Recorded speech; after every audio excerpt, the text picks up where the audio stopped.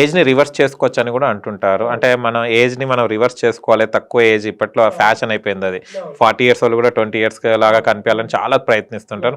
అలా చేయాలంటే ఎలాంటి డైట్ ఫాలో అవ్వాలి, ఎలాంటి ఎక్సర్సైజ్ చేయాలి? ఏజ్ రివర్స్లో మెయిన్గా ఫోకస్ చేయాల్సింది ఏంటంటే right amount of vitamins minerals అందుతున్నాయా లేదా మన బాడీకి.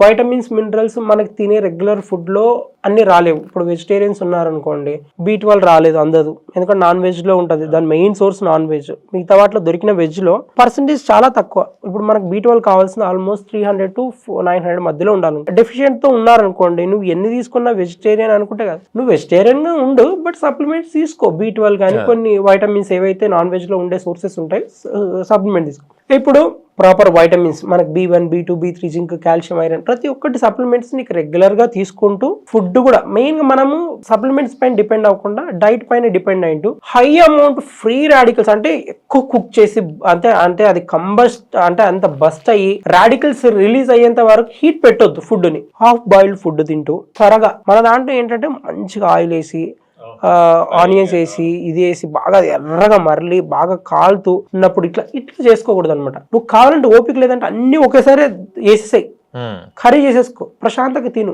లైట్గా.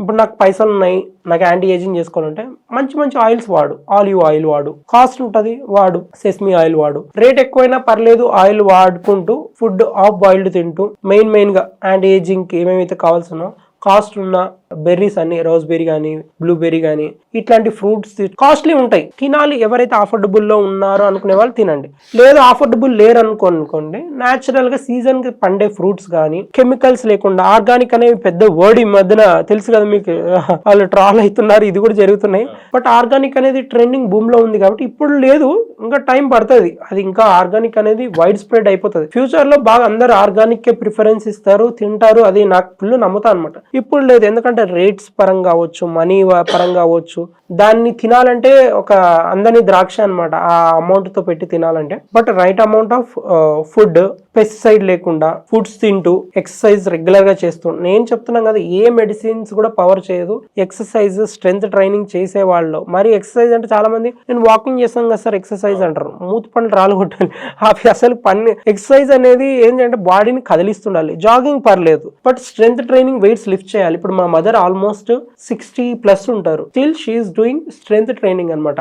చదువుకోలేదు పాపం ఆవిడ. స్టిల్ ఏంటంటే మా స్టాఫ్ ఇంటికి వెళ్ళి ఆమెకు చెప్పడము, వెయిట్ కఫ్స్ కాళ్ళకు కట్టేసి ఎక్సర్సైజ్ చేయించడం, క్వాడ్రిసెప్స్ మజిల్ కానీ, కాఫ్ మజిల్ కానీ, హ్యామ్స్ట్రింగ్స్ కానీ, ప్రతి మజిల్స్ కి మా మదర్ కి ఎక్కువ టార్గెట్ చేసి మేము లోయర్ లింబ్ అనమాట. ఎందుకు లోయర్ లింబ్ అంటే కొన్ని రోజులు వచ్చేపాటికి ఇప్పుడు చూడండి, మనం పొద్దున్న లేస్తూనే చేతులను అటుపరంగా ఇటుపరంగా కదిలిస్తుంటాం, కాళ్ళని ఏ రకంగా కదిలిస్తాం, ఏ రకంగా కదిలి, అందుకే కాళ్ళు అనేవి త్వరగా వీక్ అయిపోయి ఊర్లలో చూసుకుంటే కట్ వచ్చేస్తుంది స్టిక్. సరే మన ఇది చూసుకున్నా కూడా ఫ్యాషన్ గా కేన్స్ వస్తాయి, క్రెయిన్స్ ఇట్లా పట్టుకొని ఇట్లా పాష్ గా ఇట్లా నడుస్తారు. ఆ స్టేజ్ రావద్దు. 90 ఇయర్స్ అయినా 8 ఇయర్స్ అయినా స్టిక్ లేకుండా లైఫ్ లీడ్ చేయాలి అనే ఉద్దేశంతోనే మా మదర్ని నేను ట్రైన్ చేస్తున్నాను అనమాట. ఎక్సర్సైజ్ కానీ ఇది కానీ ఎవరైనా సరే, మన ఊర్లలో ఉండే వాళ్ళైనా సరే, అమ్మ వాళ్ళైనా సరే, కొద్దిగా టైం కేటాయించి వెయిట్ కఫ్ ఎక్సర్సైజ్ అని గూగుల్ కొట్టినా, యూట్యూబ్ కొట్టినా, నా ప్రొఫైల్ చెక్ చేసినా సరే వెయిట్ కఫ్ ఎక్సర్సైజెస్, లేకుంటే రెసిస్టెన్స్ బ్యాండ్ లెగ్కి ఎట్లా చేయించు, చిన్న థ్రెడ్ లాగా ఉంటుంది అది ఎలాస్టిక్, అది మన అమ్మకి మనం చేసే పెద్ద గిఫ్ట్ ఏంటంటే అదొక్క రెసిస్టెన్స్ బ్యాండ్ కొనిచ్చి